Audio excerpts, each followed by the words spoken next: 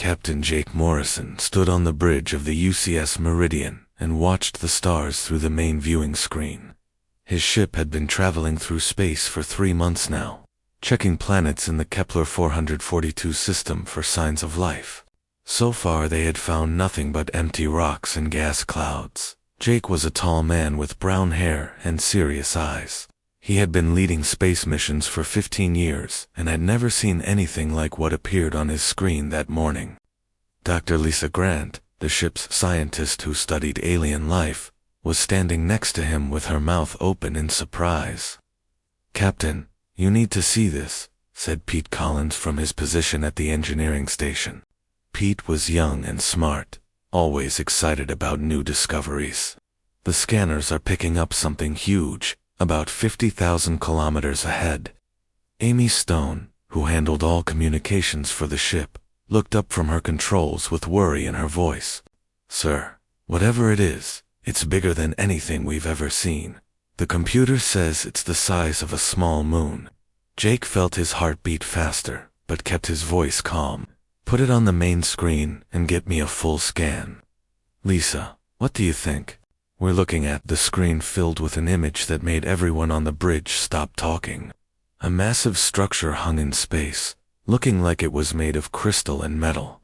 It was beautiful and terrifying at the same time. Strange lights moved across its surface, in patterns that seemed almost alive. "I've never seen anything like this," Lisa said, checking her instruments. "The materials don't match anything in our database.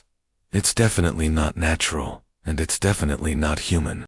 Jake knew this was the moment that would change everything. Humans had been traveling to other star systems for 50 years, but had never found proof of intelligent alien life. Now they were looking at something that could only have been built by an advanced civilization. "Amy, prepare the first contact message. Send it on all frequencies," Jake ordered. "Use the standard greeting protocol." Amy's fingers moved quickly over her controls. "Message sent, Captain, broadcasting our peaceful intentions and requesting communication." They waited in silence for what felt like hours, but was probably only minutes. Then, Amy's station began beeping rapidly. "Captain, I'm receiving a response," Amy said with excitement and fear in her voice. "But sir, it's in perfect English." Jake felt a chill run down his spine. "Play it." A voice filled the bridge, speaking in clear, formal English with a slight accent that sounded almost musical. "Greetings, travelers, from the third planet of the Sol system. We have been expecting you. I am Princess Zaratho of the Veltar Empire. Please prepare to receive communication." Before anyone could respond, the air in the center of the bridge began to shimmer and glow. Slowly, a figure appeared as if made of light and energy. Jake had seen hologram technology before, but nothing this advanced. The being that appeared before them was clearly not human. She stood nearly 8 feet tall, with smooth blue skin that seemed to change color in the light. She had 4 arms, instead of 2, and her face was elegant and alien but somehow beautiful. She wore robes that looked like they were made of starlight. "I am Princess Zarathal," the alien said, inclining her head in what might have been a bow. "Ruler of this sector and guardian of 17 star systems. Your species has finally developed enough to reach our territory." Jake stepped forward, trying to hide his amazement. "I am Captain Jake Morrison of the United Earth Colonial Service. We come in peace, seeking knowledge and friendship with other intelligent species." The princess smiled, an expression that looked strange on her alien features but seemed genuine. "Your people are remarkable, Captain Morrison. We have been watching your world for many decades. Your species possesses something very rare in this galaxy." "What do you mean?" Jake asked. "Genetic diversity," the princess replied. "Your people show an incredible variety in their biological makeup. Most intelligent species in this galaxy have become too uniform, too perfect. They have lost the ability to adapt and change. But humans are different." Lisa stepped forward, her scientific curiosity overcoming her fear. "You've been studying our genetics." "With great interest, Dr. Grant," the princess said, somehow knowing Lisa's name. "Your species has qualities that could help solve a great crisis facing my people. The royal bloodlines of the Veltar Empire are dying out. Centuries of careful breeding to create perfect rulers have instead created genetic weakness." Jake felt confused and worried. "What are you asking of us?" The princess looked directly at him with eyes that seemed to see into his soul. "I have 3 daughters, Captain Morrison. Each is a princess of the realm and heir to vast territories. They need to continue our royal line, but our own males can no longer father healthy children with them." The bridge went completely silent. Jake could hear his own heartbeat in his ears. "I am asking you, personally, to help us," the princess continued. "Your genetic profile, your leadership qualities, your psychological strength make you ideal for this task. In exchange, humanity will receive our protection, our technology, and a place in the galactic community."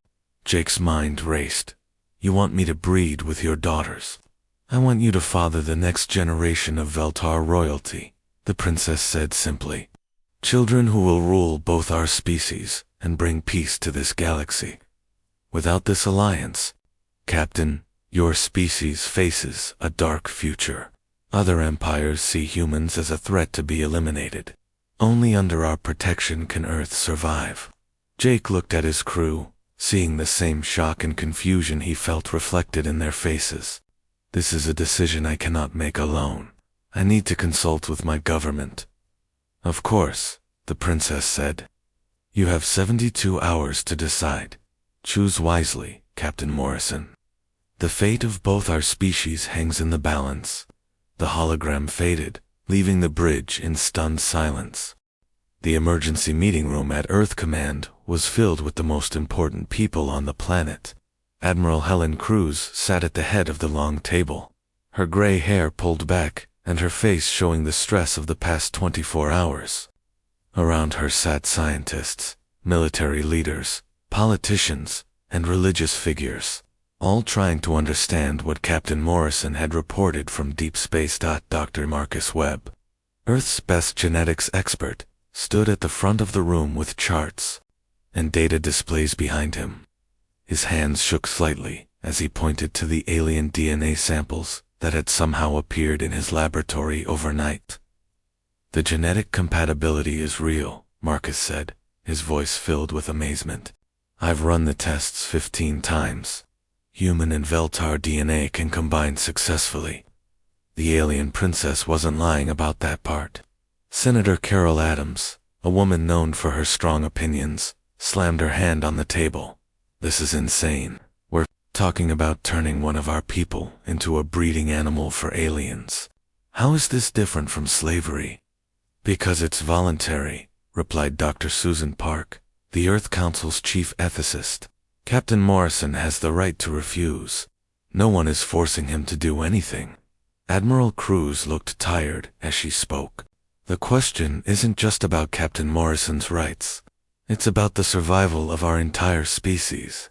According to Princess Zarathal, other alien empires want to destroy us. We need allies." General Frank Wilson, head of Earth Defense, leaned forward in his chair. "We've always known this day might come. When we started exploring space, we accepted that we might find hostile aliens. Now we have a chance to avoid a war we couldn't possibly win." Pastor Robert Kim, representing Earth's religious communities, spoke quietly. "Many of my colleagues believe this could be God's plan for humanity, to spread our genetic heritage to the stars and help save another species from extinction. And many others think it's an abomination," replied Rabbi Sarah Gold.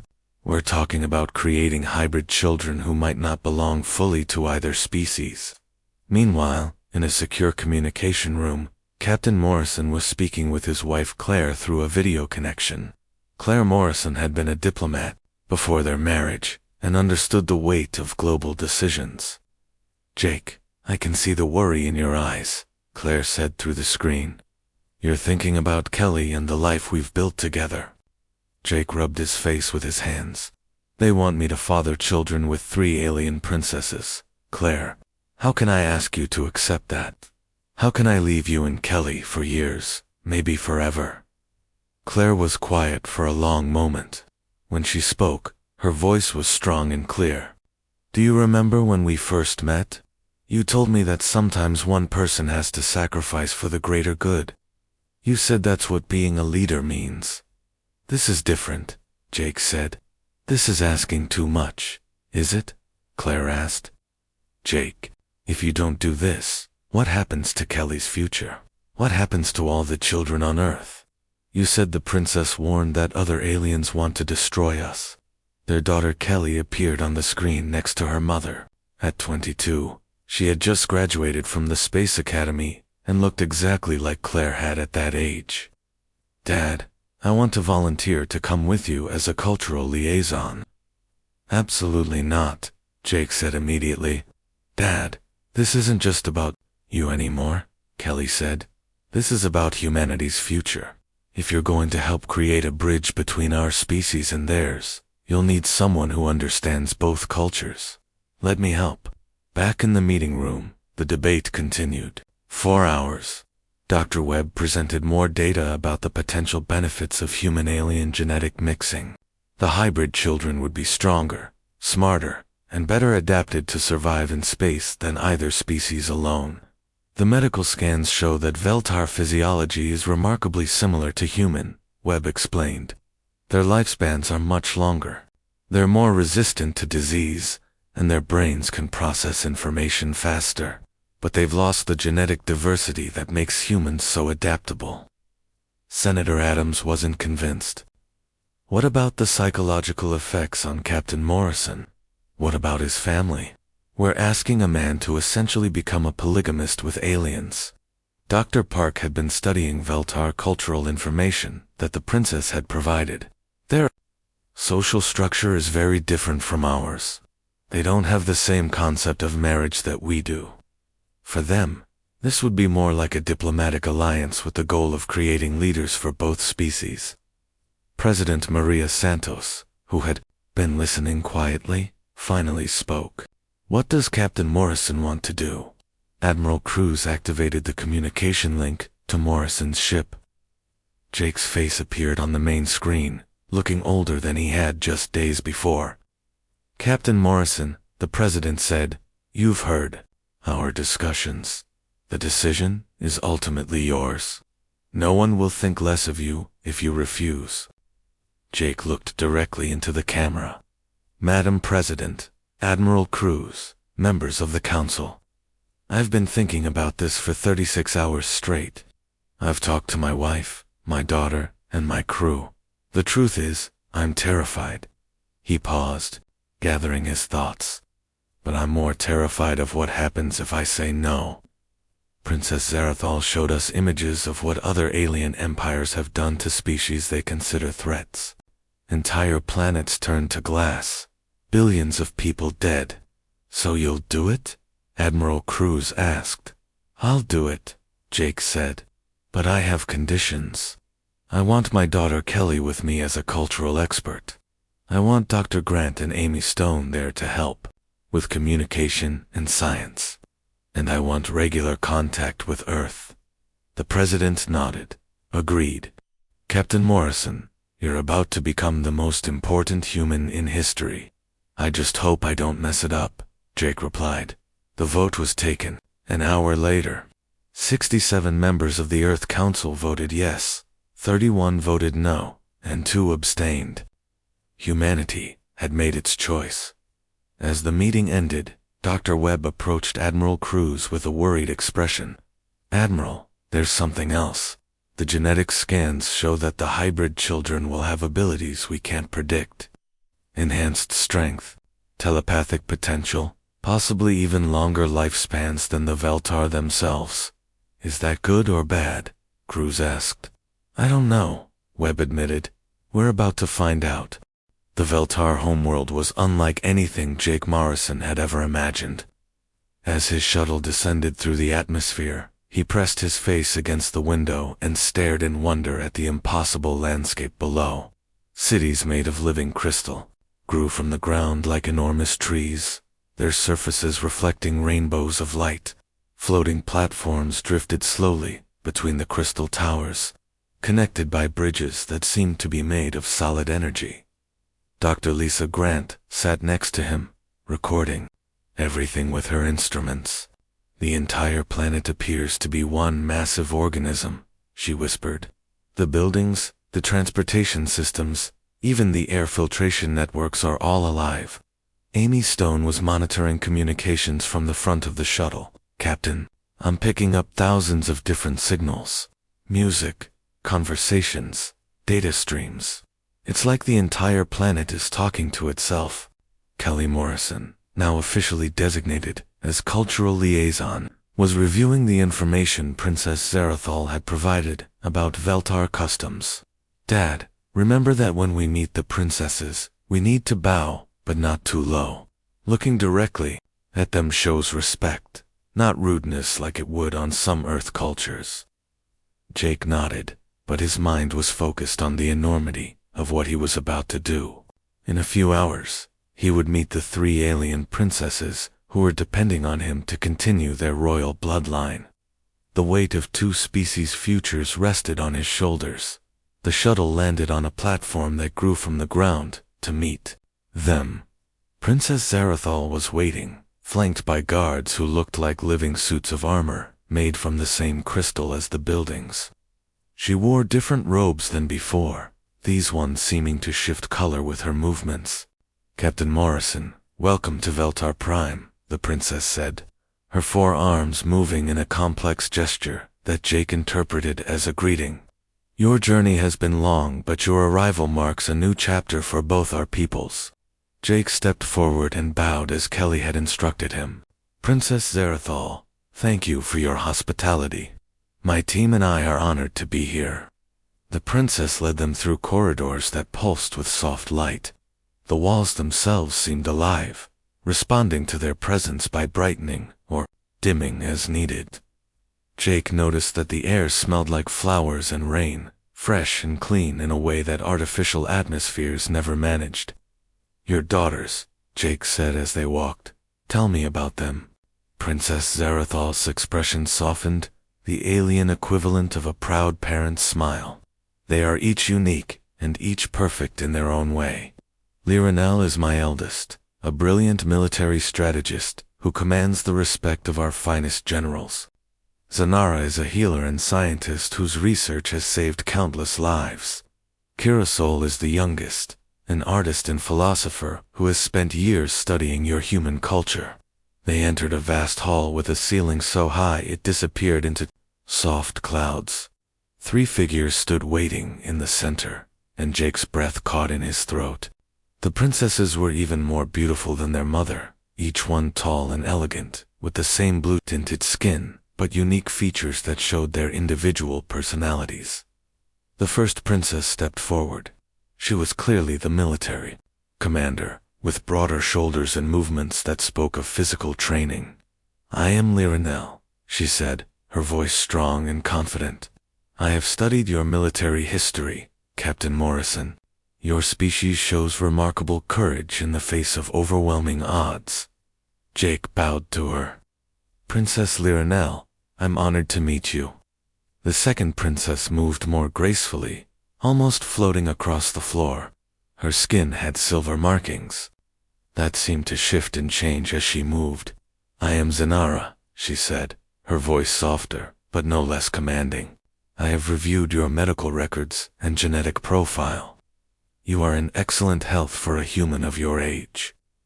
The third princess was the most human-like in her movements, and when she smiled, Jake was struck by how genuine it seemed.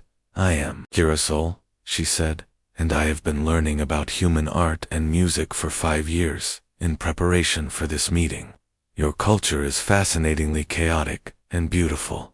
Princess Zarathol gestured for everyone to sit on cushions that rose from the floor. "Now we must discuss the practical matters. Captain Morrison, you will spend time with each of my daughters individually to determine compatibility. This is not just about genetics, but about personality and mutual respect. Dr. Grant leaned forward. Princess, what exactly does the breeding process involve? We need to understand the medical implications, Zanara answered. Our medical technology can ensure successful conception with minimal physical interaction. The process is more about psychological and emotional bonding than physical compatibility. Our children will need parents who can work together to raise them properly, Kelly spoke up. What about the children themselves? Will they be accepted by both cultures?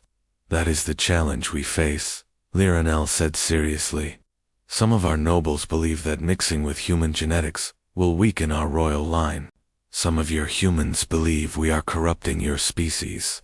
The children will need to be strong enough to prove both groups wrong. Over the following days, Jake spent time with each princess individually. With Liranel, he toured the military academies and learned about Veltar defensive strategies. She was impressed by his tactical knowledge and his willingness to adapt human techniques to alien technology. Your people fight with emotion, Liranel told him as they watched young Veltar soldiers training. Our people fight with logic. Children who combine both approaches will be formidable leaders.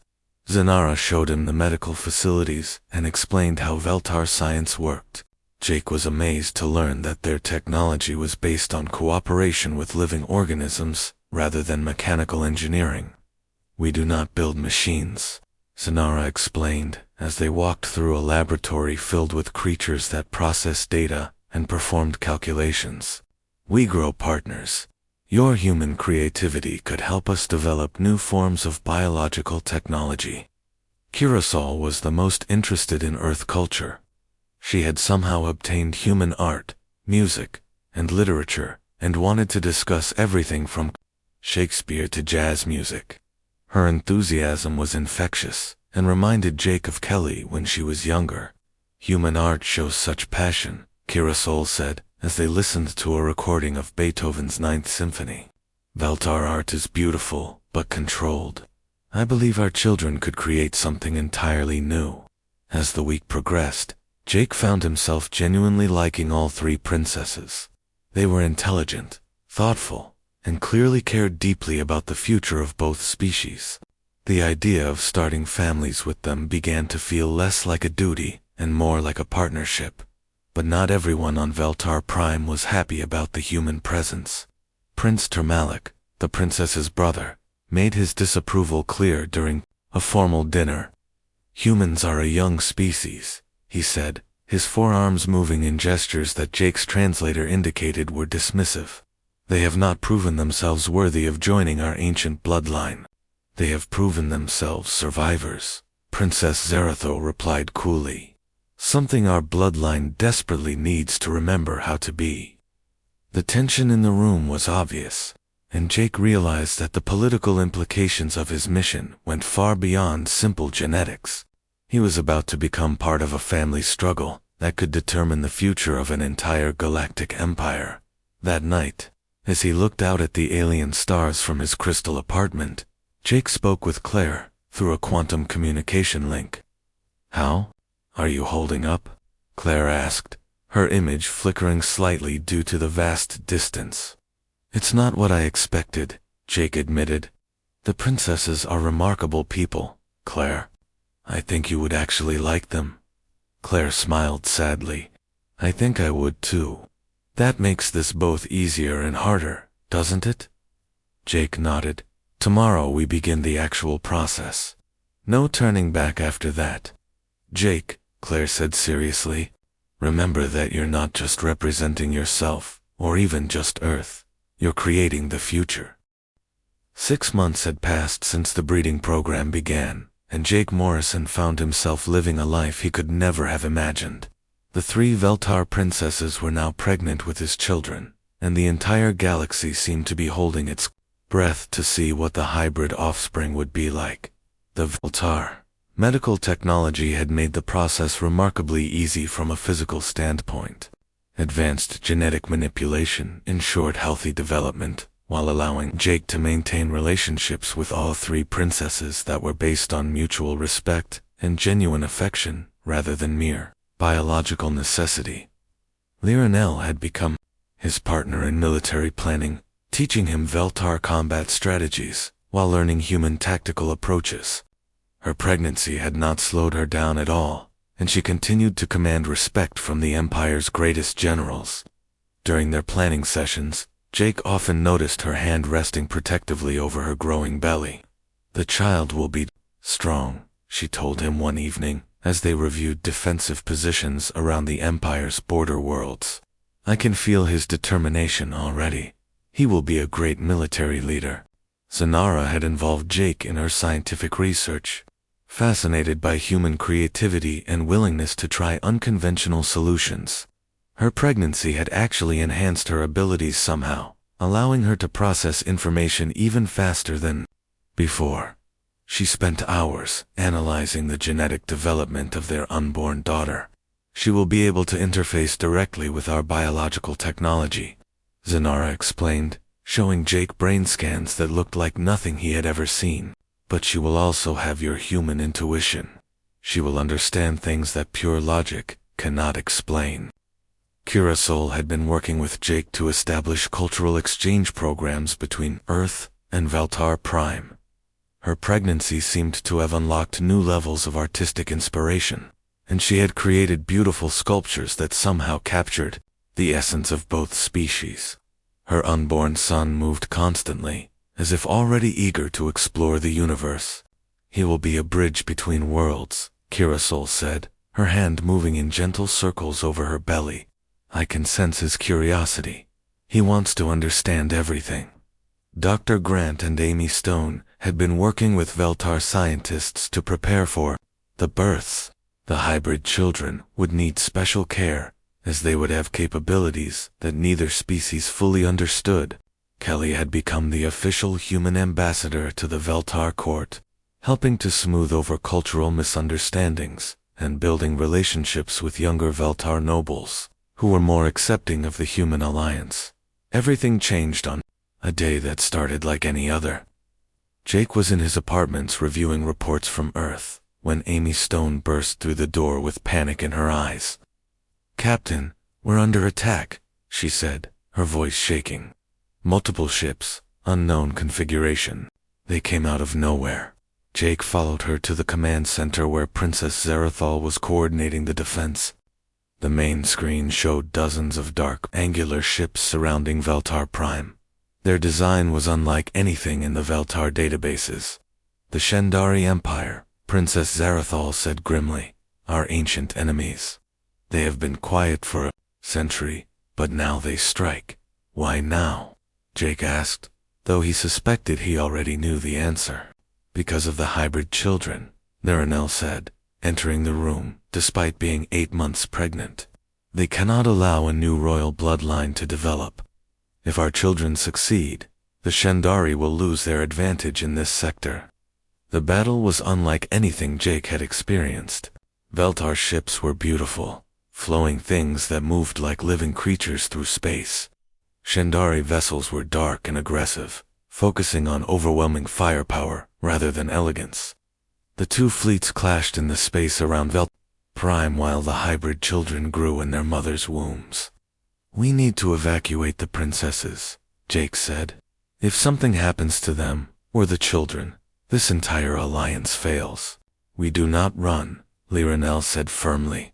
"We fight." The siege lasted 4 weeks. Shendari forces surrounded the planet, while Veltar defenders held them back through skill and determination. Jake found himself thrust into a military leadership role he had never asked for, coordinating human tactical knowledge with Veltar technology. It was during the height of the battle that the first hybrid child was born. Prince Zeth, son of Liranel and Jake, came into the world as explosions lit up the sky above. The medical facility shook with each impact, but the baby's cries were strong and clear. Jake held his son for the first time and felt a connection, unlike anything he had ever experienced. Zeth looked mostly human but had the slightly blue-tinted skin of his mother's people. His eyes were larger than a human baby's and seemed to focus on things with unusual intelligence. "He's beautiful," Jake whispered, though beautiful seemed inadequate for the moment. Dr. Grant was running scans on the baby when something impossible happened. Zeth, only hours old, turned his head toward a control panel and made a soft sound. The panel responded, its lights changing pattern in response to the baby's vocalization. "That's not possible," Dr. Grant said, checking her instruments. "He's interfacing with Veltar technology." At birth. 2 days later, Princess Vara was born to Zenara. She was even more obviously hybrid, with silver markings on her skin that shifted like her mother's but in patterns that had never been seen before. When the medical scanners examined her brain, they found neural pathways that existed in neither human nor Veltar physiology. Prince Kai followed a week later, born to Kirasol during the worst bombardment of the siege. His birth seemed to calm the living crystal structures of the city, their lights pulsing in rhythm with his heartbeat. Even as a newborn, he seemed to understand both human emotions and Veltar logic in ways that amazed everyone who observed him. The 3 hybrid children grew at an accelerated rate, showing signs of intelligence and ability that surpassed both parent species. By the time they were 3 months old, they could communicate telepathically with each other and seemed to understand both human speech and Veltar harmonic language. It was Zeth who provided the breakthrough in the war. During a particularly fierce battle, the baby somehow interfaced with the planetary defense grid and coordinated a response that drove back an entire Shandari fleet. The enemy ships retreated in confusion, unable to understand how their carefully planned attack had been so perfectly countered. "The children are the key," Princess Zarathal realized as they watched the tactical displays. "They can process information from both biological and technological sources simultaneously. They see patterns that neither of our species can detect alone." The war reached its climax when the children were 6 months old. By then, they had grown to the size of human 2-year-olds and possessed abilities that seemed almost magical. They could communicate with the living ships of the Veltar fleet, coordinate defensive systems across the entire planet, and somehow predict enemy movements with impossible accuracy. Jake watched his children work together, their minds linked in ways that human science couldn't explain. Zeth would identify threats, Vara would calculate responses, and Kai would coordinate implementation. They were more than the sum of their parts, representing something entirely new in the galaxy. The final battle came when a massive Shandari dreadnought broke through the orbital defenses. The ship was heading directly for the royal palace, where the hybrid children lived. Traditional weapons couldn't stop it, and it seemed like all was lost. Then something unprecedented happened. The 3 children, working together, somehow took control of the dreadnought itself. The enemy ship stopped its attack run and began transmitting surrender signals. The Shandari crew, completely confused and overwhelmed by technology they couldn't understand, agreed to a ceasefire. "How did they do that?" Jake asked Princess Zarathol as they watched the enemy fleet retreat. "I think they didn't just interface with our technology," she replied with wonder in her voice. "They understood the Shandari's biological control systems and convinced the ship that its crew was wrong. They didn't defeat the enemy. They convinced the enemy to defeat itself." As the smoke cleared and the immediate threat passed, Jake realized that his children represented something the galaxy had never seen before. They weren't just hybrids of 2 species. They were the beginning of something entirely new, a form of intelligence that could bridge any gap and unite any opposition. The question now was, what to do with that power.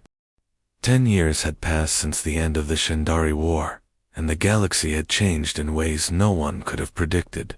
The 3 hybrid children, now physically equivalent to human teenagers but with minds that processed information like living computers, had become the most important beings in known space. Jake Morrison, now bearing the title of royal consort to 3 alien princesses, stood in the newly constructed Galactic Council chambers on Earth. The building itself was a marvel of human and Veltar cooperation, with living crystal structures growing alongside steel and glass in perfect harmony. Representatives from 47 different species filled the vast hall, all there because 3 remarkable children had proven that cooperation was stronger than conquest. Prince Zeth had grown into a tall young man with his mother's strategic mind and his father's human determination. At 10 years old, he commanded the respect of military leaders across the galaxy. His hybrid nature allowed him to understand both the logical Veltar approach to warfare and the emotional human drive that could turn certain defeat into impossible victory. Princess Vara had inherited her mother's scientific brilliance along with Jake's creative problem-solving abilities. She could interface directly with any technology, biological or mechanical, and had already made discoveries that advanced galactic civilization by centuries. Her silver markings had grown more complex as she aged, forming patterns that seemed to shift and change based on her thoughts. Prince Kai had become the diplomat of the family, able to communicate with any species they encountered. His artistic nature, inherited from Curacao, combined with human empathy, made him the perfect ambassador for the new galactic order. He could understand the deepest cultural values of alien species and find common ground where none had existed before.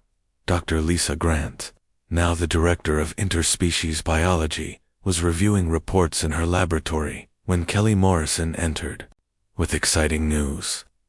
Kelly had married a young Veltar noble named Synthler, and their own children represented the second generation of human-alien hybrids. The population surveys are complete, Kelly said, setting down a datapad with numbers. That would have seemed impossible a decade ago. Earth's population is now 15 billion, with colonies on 63 worlds. The hybrid children have made expansion safe by establishing peaceful contact with every species we've encountered.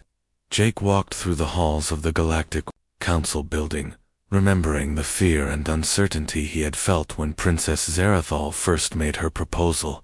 Now, looking at the representatives of dozens of species working together to solve galactic problems, he could see that her desperate gamble had paid off. Beyond anyone's wildest dreams, the 3 princesses had adapted to their roles as mothers and galactic leaders with grace that amazed him daily. Liranel commanded the Galactic Defense Force, a military organization dedicated to protecting peaceful species from aggressive empires. Zanara led the Scientific Cooperation Council, sharing advanced technologies with species ready to use them responsibly. Curacao directed the Cultural Exchange Program, helping different civilizations understand and appreciate each other's unique perspectives. Princess Zarathal, now in her final years, had lived to see her desperate plans succeed beyond her greatest hopes. The hybrid children had not only saved the Veltar royal bloodline, but had created something entirely new. They were living bridges between species, able to understand and communicate with any form of intelligent life they encountered. The day that changed everything came when long-range sensors detected something unprecedented. A massive fleet of ships was approaching from outside the galaxy, vessels of a design and technology that surpassed anything in the known database. First contact protocols were immediately activated, but every previous method of communication failed. "They're not responding to any standard signals," Amy Stone reported from the communications center. "Whatever they are, they're either unable or unwilling to communicate with us." Jake found his 3 children in the council chambers, working together as they always did when facing a crisis. Their minds were linked in ways that human science still couldn't fully understand, processing information and developing solutions at impossible speeds. "They're not hostile," Zeth said after a moment of concentration. "But they're confused. They've never encountered a galaxy where different species cooperate instead of fighting." "They're from Andromeda," Vara added, her silver markings pulsing with data streams. "Their entire civilization is based on the assumption that intelligence naturally leads to conflict. They don't understand what they're seeing here. We need to show them, Kai said quietly. Not tell them, but show them how cooperation works. The plan the children developed was both simple and brilliant. Instead of meeting the Andromedan fleet with military force or diplomatic messages, they would demonstrate galactic cooperation in action. Every species in the Council would contribute to a massive construction project, building something that could only exist through the combined efforts of dozens of different civilizations. The project they chose was a generation ship larger than anything ever attempted. It would be designed to carry representatives of every galactic species to Andromeda, not as conquerors, but as teachers and friends. The ship would be built using Veltar biological technology, human engineering principles, Shendari energy systems, and contributions from every member species of the Galactic Council. Jake watched with pride as his children coordinated the largest cooperative effort in galactic history. Zeth managed the logistics, ensuring that materials and workers from hundreds of worlds arrived at the construction site in perfect timing. Vara designed hybrid technologies that combined the best features of every species' achievements. Kai served as translator and mediator, helping species with fundamental philosophical differences work together toward a common goal. The Andromedan fleet arrived at the construction site to find something they had never imagined. Thousands of ships from dozens of species working together without conflict, building something that benefited everyone instead of advancing one group's interests over another's. For the first time in their civilization's history, the Andromedans witnessed true cooperation. Communication was finally established when young Prince Kai approached their lead ship in a small shuttle, broadcasting not words but emotions and intentions. His hybrid nature allowed him to reach across the vast differences between galactic and extragalactic civilizations, finding the common ground of curiosity and hope that existed in all intelligent life. The Andromedan leader, a being of crystallized energy called the Prime Consciousness, agreed to meet with the Galactic Council. The negotiations that followed lasted for months, but the outcome changed the future of both galaxies forever.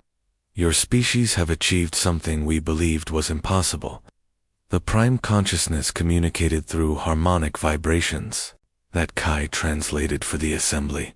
You have proven that intelligence can lead to cooperation instead of domination. We wish to learn from your example. The generation ship, now complete, became the first vessel of the intergalactic fleet. Its mission was not conquest or colonization, but the spread of the cooperative principles that the hybrid children had made possible. Representatives from Earth, Veltar Prime, and 45 other worlds would travel to Andromeda to help establish peaceful contact between the galaxies. Jake stood with Claire, Kelly, and his extended family as the great ship prepared for launch. His granddaughter, a second-generation hybrid named Luna, had been chosen to lead the Andromedan mission. At 16, she possessed abilities that surpassed even those of her remarkable uncles and aunt. "Are you ready for this?" Jake asked Luna, as she prepared to board the ship that would carry her to another galaxy. "Grandpa Jake," Luna said with a smile that reminded him of all three of her grandmothers. "My whole life has been preparation for this moment. We're not just exploring space anymore. We're spreading the idea that different doesn't have to mean enemy." As the generation ship departed for its journey to Andromeda, Jake reflected on the incredible chain of events that had brought them to this moment. It had all started with one desperate alien princess and one human captain, willing to risk everything for the chance of peace. Princess Zarathol had passed away the year before, but not before seeing her great-grandchildren take their first steps toward the stars. Her last words had been spoken to Jake in private, expressing her amazement at what their alliance had accomplished. "I asked you to save my bloodline," she had whispered with her final breath. "Instead, you helped create a new form of life that will unite the universe." The hybrid children, now young adults, continued their work of building bridges between species and solving galactic problems through cooperation instead of conflict. They had proven that diversity was strength, that differences could be celebrated instead of feared, and that the future belonged to those willing to work together. Jake Morrison, once a simple starship captain, had become the father of a new age. His children and grandchildren would carry human DNA and human values to the farthest reaches of space, ensuring that the principles of cooperation and mutual respect would spread throughout the universe. The stars were no longer distant lights. In the darkness, they were destinations, homes for the children of Earth and their alien partners, united in the greatest adventure ever undertaken by any species.